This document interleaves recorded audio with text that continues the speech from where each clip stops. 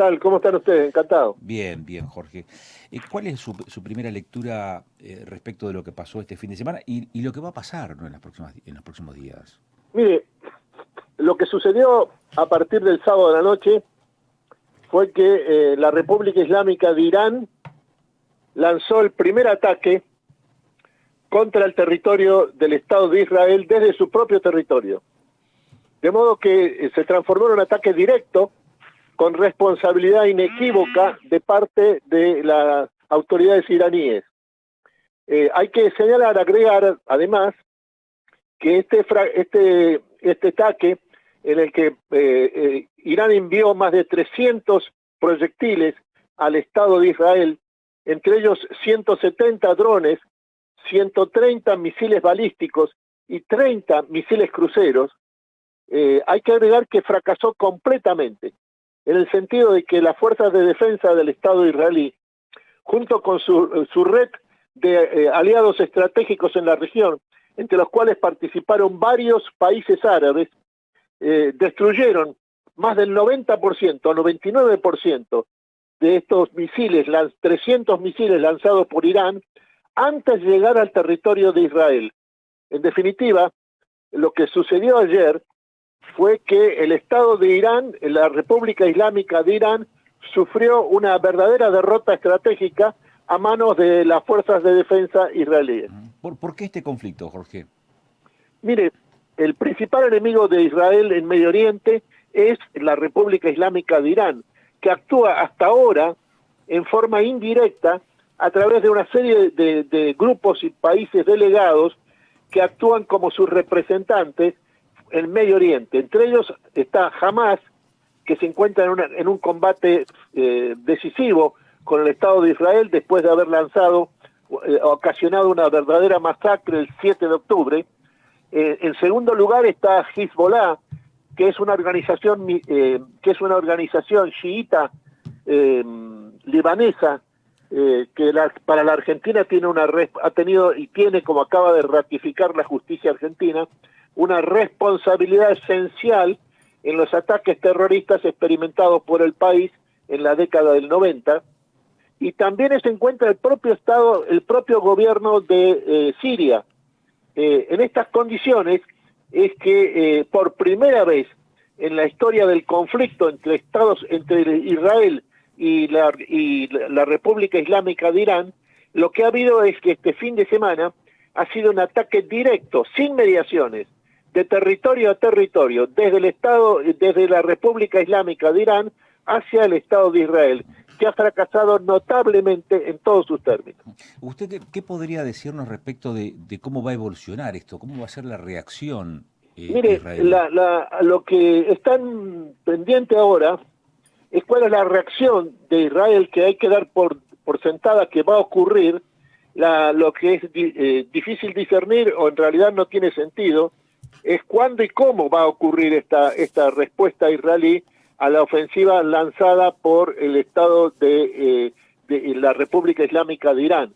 La cuestión es que claramente Israel cuenta en este momento con el respaldo inequívoco de la comunidad internacional y con la simpatía también nítida de la opinión pública internacional, de modo que se encuentra en una posición extremadamente favorable para lanzar esta respuesta que va a tener un carácter contundente hacia la República Islámica de Irán. Ahora, esto, en función de lo que acaba de mencionar usted, Jorge, respecto digamos, de cómo repercute todo esto y cuál es el alineamiento de la opinión pública internacional, uno no puede dejar de ver que otros países también quedan alineados respecto de cómo están las cosas.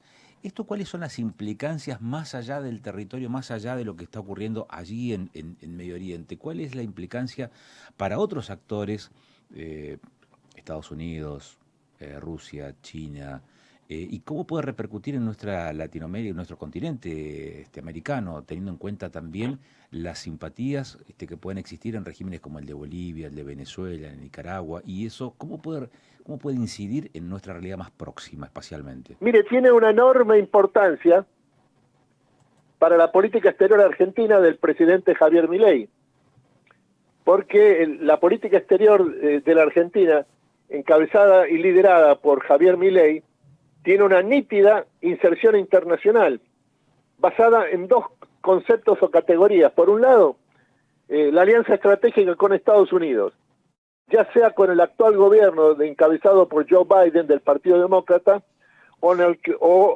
en el que es el cada vez más probable candidato presidencial triunfante en las elecciones del 5 de noviembre, que es el republicano y expresidente del país, Donald Trump.